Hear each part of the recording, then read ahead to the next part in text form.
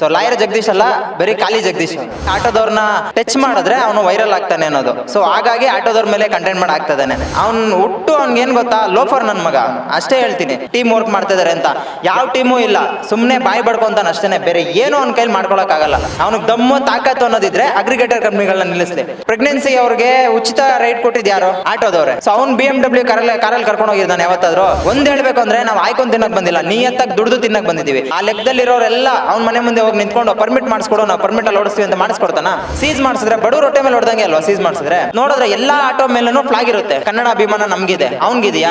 ಅವ್ನು BMW ಮೇಲೆ ಹಾಕ್ಲಿ ನೋಡೋಣ, ಹಾಕಲ್ಲ. ನಾವು ನಮ್ಮ ಆಟೋ ಮೇಲೆ ಹಾಕ್ತಿವಿ, ಅಷ್ಟು ಕನ್ನಡ ಅಭಿಮಾನ ನಮ್ಗಿದೆ. ಸರ್, ಇವಾಗ ರ್ಯಾಪಿಡೋನ ಬಂದ್ ಮಾಡಿದಾರೆ ಅಂದ್ರೆ ಬೈಕ್ ಟ್ಯಾಕ್ಸಿನ. ಸೊ ಆಟೋದವರಿಗೆ ಖುಷಿನ ಇವಾಗ? ಮೇಡಮ್ ಆ್ಯಕ್ಚುಲಿ ಖುಷಿ. ಈ ಒಂದು ಏನು ಖುಷಿ ವಿಚಾರ ಅಂತ ಹೇಳಿದ್ರೆ, ಫಸ್ಟ್ ಎಲ್ಲ ನಮಗೆ ಮಧ್ಯಾಹ್ನ ಹೊತ್ತು ಡ್ಯೂಟಿಗಳು ಸಿಗ್ತಾ ಇರಲಿಲ್ಲ.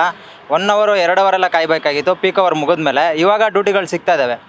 ಸೊ ಇವಾಗ ಹೇಗೆ ಅಂತ ಹೇಳಿದ್ರೆ, ನಮಗೆ ಒಂದು ಲೊಕೇಶನ್ಗೆ ಹೋದರೆ ಅಲ್ಲಿಂದ ರಿಟರ್ನ್ ಬರೋಕ್ಕೆ ಡ್ಯೂಟಿಗಳು ಸಿಗ್ತಾ ಇದ್ದಾವೆ. ಇನ್ನೊಂದೇನು ಅಂತ ಹೇಳಿದ್ರೆ, ಬೈಕ್ ಟ್ಯಾಕ್ಸಿ ಬ್ಯಾನ್ ಆಗಿರೋದು ಆ ಬೈಕ್ ಅವ್ರಿಗೆ ಹೊಡ್ತಾ ಬಿದ್ದಿರ್ಬೋದು, ಬಟ್ ಆದರೆ ನಮಗೆ ಆಟೋದವ್ರಿಗೆ ಖುಷಿ ವಿಚಾರನೇ ತುಂಬ ಇದಿದೆ. ನಮಗೆ ಕರೆಕ್ಟಾಗಿ ಕೆಲಸ ಮಾಡೋಕ್ಕೆ ಆಗ್ತದೆ ಅಷ್ಟೇ ಮೇಡಮ್. ಸರ್, ಅದೇ ಇವಾಗ ಆಟೋದವ್ರು ಜಾಸ್ತಿ ಏನು ಮೀಟ್ರ್ ಹಾಕಲ್ಲ, ಜಾಸ್ತಿ ದುಡ್ಡು ತಗೋತಾರೆ ಅಂತೆಲ್ಲ ಹೇಳ್ತಾರಲ್ವಾ? ಮೇಡಮ್, 100ರಲ್ಲಿ ಒಬ್ಬರು ಇರ್ತಾರೆ, ಒಬ್ಬರು ಇಬ್ಬರು ಮೀಟ್ರ್ ಹಾಕದೆ ಗಾಡಿ ಆಟೋ ಓಡಿಸೋರು, ಮತ್ತು ಜಾಸ್ತಿ ಅಮೌಂಟ್ ಕೇಳೋರು ಇರ್ತಾರೆ. ಸೊ ಎಲ್ಲರೂ ಆ ಥರ ಇರೋಲ್ಲ. ಮೀಟ್ರ್ ಹಾಕಿ ನಾನು ಆ್ಯಕ್ಚುಲಿ ನನ್ನ ಆಟೋದಲ್ಲಿ ಬಂದರೆ ಮೀಟ್ರ್ ಹಾಕೊಂಡೇ ಬರೋದು. ಅದು ಎಲ್ಲಿಂದ ಆಗಿದ್ರು ಮೀಟ್ರ್ ಹಾಕೊಂಡೇ ಬರ್ತೀನಿ. ಸೊ ಟ್ರಾಫಿಕ್ ಏನಾರು ಇದ್ದರೆ ಕಸ್ಟಮರೇ ಒಂದು 10 ರೂಪಾಯಿ 20 ರೂಪಾಯಿ ಎಕ್ಸ್ಟ್ರಾ ಕೊಡ್ತಾರೆ. ಅವ್ರಿಗೆ ಗೊತ್ತಾಗುತ್ತೆ ಟ್ರಾಫಿಕ್ ಇದೆ, ಇಲ್ಲ ತುಂಬ ದೂರ ಇದೆ ಅಂತ. ಸೊ ಇದೇ ವಿಚಾರಕ್ಕೆ ಸಂಬಂಧಪಟ್ಟಂತೆ ಬಿಗ್ ಬಾಸ್ ಲಾಯರ್ ಜಗದೀಶ್ ಅವರು ಕೂಡ ಮಾತಾಡ್ತಾ ಇದ್ದಾರೆ. ಅಂದ್ರೆ ಯಾರ ಪರವಾಗಿ auto? Madam, first of all ಅದು ಲಾಯರ್ ಜಗದೀಶ್ ಅಂತ ಹೇಳ್ಬೇಡಿ. ಅದು ಲಾಯರ್ಗಳು ಕರೆಕ್ಟಾಗಿ ಲಾಯರ್ ಕೋರ್ಸ್ ಓದಿ ಮಾಡಿರ್ತಾರಲ್ಲ, ಅದು ಅವ್ರಿಗೆ ಅವಮಾನ ಆಗುತ್ತೆ. ಲಾಯರ್ ಅಲ್ಲ ಅನ್ನೋದನ್ನ ಡೆಲ್ಲಿ ಬಾರ್ ಕೌನ್ಸಿಲು ಅದನ್ನು ಕನ್ಫರ್ಮ್ ಮಾಡಿದೆ. 2nd PUC ಪಾಸ್ ಆಗಿಲ್ಲ. ಅವ್ನು 2nd PUC ಮಾರ್ಕ್ಸ್ ಕಾರ್ಡ್ನು ಫೇಕಾಗೆ ಕೊಟ್ಟು ಲಾಯರ್ ಆಗಿರೋದು. ಸೊ ಲಾಯರ್ ಜಗದೀಶ್ ಅಲ್ಲ, ಬರೀ ಖಾಲಿ ಜಗದೀಶ್ ಅವನು. ಅದನ್ನ ಹೇಳಿಲ್ಲ, ಖಾಲಿ ಜಗದೀಶ್ ಅಂತ. ಒಂದು ಏನು ಅಂತ ಹೇಳಿದ್ರೆ, ಮೈಂಡ್ ಗೇಮ್ನ ಪ್ಲೇ ಮಾಡ್ತಿದ್ದಾನೆ. ಫಸ್ಟು ಡಿ ಬಾಸ್ ಬಗ್ಗೆ ಮಾತಾಡಿ ಅಲ್ಲಿ ಒಂದು ಸ್ವಲ್ಪ ಪಾಪ್ಯುಲರ್ ಆದ. ಅವನಿಗೆ TRP ಬೇಕು. ಇವಾಗ ಕರೆಕ್ಟಾಗಿ ಗೊತ್ತಿದೆ ಆಟೋದವ್ರನ್ನ ಟಚ್ ಮಾಡಿದ್ರೆ ಅವನು ವೈರಲ್ ಆಗ್ತಾನೆ ಅನ್ನೋದು. ಸೊ ಹಾಗಾಗಿ ಆಟೋದವ್ರ ಮೇಲೆ ಕಂಟೆಂಟ್ ಮಾಡಿ ಆಗ್ತದಾನೆ. ಮೇಡಮ್, ಒಂದೇ ಹೇಳ, ಅವನು ಕೋಟಿಗೆ ಬದುಕ್ತಿದ್ದಾನೆ, ನಾವು 10 ರೂಪಾಯಿ 20 ರೂಪಾಯಿಗೆ ಬದುಕ್ತಾ ಇದೀವಿ. ಸೊ ಅವ್ನಿಗೆ ಏನಂತ ಹೇಳಿದ್ರೆ, ಅವ್ನಿಗೆ 1 ಲಕ್ಷ ಲಾಸ್ ಆದರೂ ಏನೂ ಇಲ್ಲ. ನಮ್ಗೆ 10 ರೂಪಾಯಿ 20 ರೂಪಾಯಿ ಲಾಸ್ ಆದರೆ ಅದು ತುಂಬ ಲಾಸು. ಸೊ ಇನ್ನೊಂದೇನು ಅಂತ ಹೇಳಿದ್ರೆ, ಹೇಳ್ತಾನೆ ಮೀಟ್ರ್ ಹಾಕೊಂಡು ಗಾಡಿ ಓಡಿಸಲ್ಲ, ಪರ್ಮಿಟ್ಗಳಿಲ್ಲ, ತುಂಬ ಗಾಡಿಗಳಿಗೆ ಪರ್ಮಿಟ್ಗಳಿಲ್ಲ, ಸೊ ಡಾಕ್ಯುಮೆಂಟ್ಸ್ ಇಲ್ದೇ ಓಡಿಸ್ತಾ ಇದ್ದಾರೆ ಅಂತ. ಮೇಡಮ್, ಅವನು ಕೋಟಿಗೆ ಬದುಕ್ತಾ ಇದ್ದಾನೆ, ಹೋಗಿ ಮಾಡಿಸ್ಕೋಬೋದು. ನಮಗೇನು ಅಂತ ಹೇಳಿದ್ರೆ, ನಮ್ಮ ಫ್ಯಾಮಿಲಿಗೆ ಮನೆ ಬಾಡಿಗೆ ಕಟ್ಟಬೇಕು, ಲೋನ್ಗಳು ಕಟ್ಟಬೇಕು, ಆಟೋ ಲೋನ್ ಕಟ್ಟಬೇಕು, ಎಷ್ಟೊಂದು ಇದೆಲ್ಲ ಇರುತ್ತೆ. ಸೊ ಬೇಕು ಅಂತ ಯಾರು ಈ ಡಾಕ್ಯುಮೆಂಟ್ಸ್ನ ರನ್ನಿಂಗ್ ಮಾಡದೆ ಹಂಗೆ ಇರಲ್ಲ. ಸೊ ಅವ್ರಿಗಿರೋ ಕಷ್ಟಗಳು. ಮೇಡಮ್, ಇವತ್ತು ಒಂದು ಸ್ಕೂಲ್ ಫೀಸು, ಒಂದು ಸ್ಕೂಲ್ದು ಆ್ಯನ್ಯುವಲ್ ಫೀಸ್ ಎಷ್ಟಾಗಿದೆ ಅಂದರೆ 50-60 ಸಾವಿರ ರೂಪಾಯಿ ಬೇಕು. ಸಾಮಾನ್ಯ ಆಟೋ ಡ್ರೈವರು ಹೆಂಗೆ ಕಟ್ತಾನೆ ಅದನ್ನು? ಸರಿನಾ? ಮನೆ ಬಾಡಿಗೆ ಫಸ್ಟು ನಾನು ಬರುವಾಗ 3,500-4,000 ಸಾವಿರ ಆಯಿತು. ಇವಾಗ 10 ಸಾವಿರ ಕಮ್ಮಿ ಹಾಲು ಕಿಚನ್ ಬೆಡ್ರೂಮ್ ಇಲ್ಲ. ಹೇಳಿ, ಇದು ಆಗುತ್ತಾ? ತಿಂಗಳೆಲ್ಲ ದುಡಿದ್ರೆ ಒಂದು EMI, ಗ್ಯಾಸು, ಮನೆ ಖರ್ಚುಗಳು ಇದೆಲ್ಲ ಹೋಗಿ ಉಳಿಯೋದೆ 1 ಸಾವಿರ ಉಳಿಯುತ್ತೋ ಇಲ್ವೋ? ಇಲ್ಲಾಂದರೆ ನೆಕ್ಸ್ಟ್ ತಿಂಗಳು ನಾವು ಬೇರೆಯವ್ರ ಹತ್ರ ಸಾಲನೇ ಮಾಡಬೇಕು. ಆ ಥರ ಪರಿಸ್ಥಿತಿಲಿ ನಾವಿದ್ದೀವಿ. ಬಡವ್ರ ಹೊಟ್ಟೆ ಮೇಲೆ ಹೊಡೆಯೋದು ಏನಕ್ಕೆ ಜಗದೀಶು? ಅವ್ನು ಹುಟ್ಟು ಅವ್ನಿಗೇನು ಗೊತ್ತಾ, ಲೋಫರ್ ನನ್ನ ಮಗ ಅವನು. ಅಷ್ಟೇ ಹೇಳ್ತೀನಿ. ಲೋಫರ್ ನನ್ನ ಮಗ ಅಂದರೆ A1 ಲೋಫರ್ ನನ್ನ ಮಗ ಅವನು. ಅವ್ನಿಗೇನೋ ಒಂದು ಮಾತಾಡಬೇಕು, ಪಾಪ್ಯುಲರ್ ಆಗಬೇಕು ಅಷ್ಟೇ ಅಂತ. ಆಟೋದವ್ರ ಹಿಸ್ಟ್ರಿ ಏನು ಗೊತ್ತು ಮೇಡಮ್? ಇದಕ್ಕಿಂತ ಮುಂಚೆ ಅವ್ನಿಗಾದರೆ ಅಗ್ರಿಗೇಟರ್ ಕಂಪ್ನಿಗಳನ್ನ ಎಲ್ಲದನ್ನೂ ಮುಚ್ಚಿಬಿಡಲಿ. ಅಗ್ರಿಗೇಟರ್ ಕಂಪ್ನಿ ಮುಚ್ಚಿಬಿಟ್ರೆ ನಾವು ಮೀಟ್ರ್ ಹಾಕೊಂಡೇ ಮಾಡ್ತೀವಿ. ಸೊ ಅಗ್ರಿಗೇಟರ್ ಕಂಪ್ನಿಗಳು ನನ್ನ ಹತ್ರ ಇದೆ ಪ್ರೂಫು. 37 ಕಿಲೋಮೀಟ್ರಿಗೆ 1,600 ರೂಪಾಯಿ ಬಿಲ್ ಮಾಡಿದ್ದಾನೆ, ಇಲ್ಲಿಂದ ಯಲಹಂಕ ಹತ್ರ. ಸರಿನಾ? 1,600 ರೂಪಾಯಿ. ಆಟೋದವ್ರು ಯಾರಾದರೂ ಅಷ್ಟು ಕೇಳ್ತಾರಾ? ಕೇಳಲ್ಲ. ಏನು ಅಂತ ಹೇಳಿದ್ರೆ, ಮೀಟ್ರ್ ಹಾಕೊಂಡು ಹೋಗ್ತೀವಿ, ತುಂಬ ಲಾಂಗ್ ಇದ್ದರೆ ಒಂದು 10-20 ರೂಪಾಯಿ ಮೀಟ್ರ್ ಮೇಲೆ ಎಕ್ಸ್ಟ್ರಾ ಕೊಡ್ತೀವಿ, ಕೊಡಿ ಅಂತ ಕೇಳ್ತೀವಿ. ಯಾರು 1,600 ರೂಪಾಯಿವರೆಗೂ ಯಾರು ಕೇಳಲ್ಲ. ಕರೆಕ್ಟ್ ಅಲ್ಲ? 30 ಕಿಲೋಮೀಟ್ರಿಗೆ 1,600 ರೂಪಾಯಿ ಯಾವುದೇ ಆಟೋದವ್ನು ಕೇಳಲ್ಲ. ಲಾಂಗ್ ಬಾಡಿಗೆ ಬಂದರೆ ಇನ್ನೂ ಖುಷಿನೇ ಮೀಟ್ರ್ ಹಾಕೊಂಡು ಹೋಗೋದಕ್ಕೆ ನಮಗೆ. ಸೊ ಅಗ್ರಿಗೇಟರ್ ಕಂಪ್ನಿಗಳು ಜಾಸ್ತಿ ತಿಂತಾ ಇದ್ದಾವೆ. ಕಸ್ಟಮರ್ಗೆ ಏನು ಅಂತ ಹೇಳಿದ್ರೆ, ಇಲ್ಲ ಆಟೋದವ್ರು ಜಾಸ್ತಿ ತಿಂತಾ ಇದ್ದಾರೆ ಅಂತ. ಅಗ್ರಿಗೇಟರ್ ಕಂಪ್ನಿಗಳು ಅವ್ನಿಗೆ ಮೀಟ್ರ್ ದಮ್ಮು, ಅವ್ನ ಕೆಪಾಸಿಟಿ ಹೇಳ್ತಾನಲ್ಲ, ನಾನು ಟೀಮ್ ಇಟ್ಕೊಂಡಿದ್ದೀನಿ ಅಂತಾನೆ, ನನ್ನ ಹಿಂದೆ ಟೀಮ್ ಇದೆ, ಎಲ್ಲ ವರ್ಕ್ ಮಾಡ್ತಿದ್ದಾರೆ, ಟೀಮ್ ವರ್ಕ್ ಮಾಡ್ತಿದ್ದಾರೆ ಅಂತ. ಯಾವ ಟೀಮೂ ಇಲ್ಲ, ಸುಮ್ಮನೆ ಬಾಯಿ ಬಡ್ಕೊತಾನೆ ಅಷ್ಟೇ, ಬೇರೆ ಏನೂ ಅವ್ನ ಕೈಲಿ ಮಾಡ್ಕೊಳಕ್ಕಾಗಲ್ಲ. ಸುಮ್ಮನೆ ಇನ್ಸ್ಟಾದಲ್ಲಿ, ಯೂಟ್ಯೂಬಲ್ಲಿ ಮತ್ತು ಫೇಸ್ಬುಕ್ಕಲ್ಲಿ ವೀಡಿಯೋಗಳಾಗ್ತಾನೆ, ನಮ್ಮದು ಟೀಮ್ ಇದೆ, ಟೀಮ್ ಎಲ್ಲ ಮಾಡ್ತಾ ಇದ್ದೇವೆ ಅಂತ. ಏನೂ ಮಾಡೋಕ್ಕಾಗಲ್ಲ. ಅಗ್ರಿಗೇಟರ್ ಕಂಪ್ನಿಗಳನ್ನ ನಿಲ್ಲಿಸ್ಲಿ. ಅವನಿಗೆ ದಮ್ಮು ತಾಕತ್ತು ಅನ್ನೋದಿದ್ರೆ ಅಗ್ರಿಗೇಟರ್ ಕಂಪ್ನಿಗಳನ್ನ ನಿಲ್ಲಿಸ್ಲಿ. ಓಲಾ, ಊಬರ್, ರ್ಯಾಪಿಡೋ ಬಂದಮೇಲೆ ಯಾರು ಮೀಟ್ರ್ ಹಾಕೊಂಡು ಹೋಗಿ ಅಂತಲೇ ಕೇಳಲ್ಲ ಮೇಡಮ್. ಎಷ್ಟಾಗುತ್ತೆ ಅಂತ ಕೇಳ್ತಾನೆ. ಅದಕ್ಕಿಂತ ಮುಂಚೆ ಯಾರು ಮೀಟ್ರ್ ಹಾಕೊಂಡು ಹೋಗಿದ್ದು? ಆಟೋದವ್ರೇನೆ.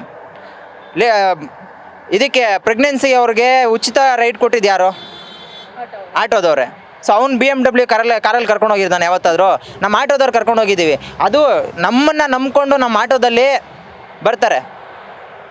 ಏನಕ್ಕೆ ಹೇಳಿ? ಸೇಫಾಗಿ ಕರ್ಕೊಂಡು ಹೋಗ್ತೀವಿ ಅಂತ. ಇನ್ನೂ ನಮ್ಮ ಕನ್ಸ್ಯೂಮ್ ಆಗಿದ್ದೀವಿ ಸರ್ ಸ್ವಲ್ಪ ನಿಧಾನಕ್ಕೆ ಹೋಗಿ ಅಂದರೆ 20ರಲ್ಲಿ ಹೋಗ್ತೀವಿ. ಒಂದು ಹಂಸ ಆಗಿರಲಿ, ಒಂದು ಹಳ್ಳ ಆಗಿರಲಿ, ಎಷ್ಟು ಸೇಫಾಗಿ ಕರ್ಕೊಂಡು ಹೋಗ್ತೀವಿ ಗೊತ್ತಾ? ಅದು ಆಟೋದವರೇ ಕರ್ಕೊಂಡು ಹೋಗೋದು. ಮತ್ತು ಇನ್ನೊಂದೇನು ಅಂತ ಹೇಳಿದ್ರೆ ಆಟೋದವ್ರ ಬಗ್ಗೆ ತುಂಬ ಚೀಪಾಗಿ ಮಾತಾಡ್ತಿದ್ದಾನೆ. ಎಲ್ಲೆಲ್ಲಿಂದನೋ ದುಡ್ಕೊಂಡು ತಿನ್ನಕ್ಕೆ ಬಂದಿದ್ದೀವಿ ಅಂತ ಹೇಳ್ತಾನೆ. ನಾವು ಎಲ್ಲೆಲ್ಲಿಂದನೋ ಬಂದಿರ್ಬೋದು, ಯಾವುದ್ಯಾವುದೋ ಜಿಲ್ಲೆಯಿಂದ ಆಯ್ಕೊಂಡು ತಿನ್ನಕ್ಕೆ ಬಂದಿದ್ದಾನೆ ಅಂತ ಹೇಳೋದು. ಒಂದು ಹೇಳಬೇಕು ಅಂದರೆ ನಾವು ಆಯ್ಕೊಂಡು ತಿನ್ನಕ್ಕೆ ಬಂದಿಲ್ಲ, ನಿಯತ್ತಾಗಿ ದುಡ್ದು ತಿನ್ನಕ್ಕೆ ಬಂದಿದ್ದೀವಿ. 3 ಲಕ್ಷ 4 ಲಕ್ಷ ಬಂಡವಾಳ ಹಾಕಿ ಆಯ್ಕೊಂಡು ತಿನ್ನಕ್ಕೆ ಇಲ್ಲಿ ಯಾರೂ ಬಂದಿಲ್ಲ.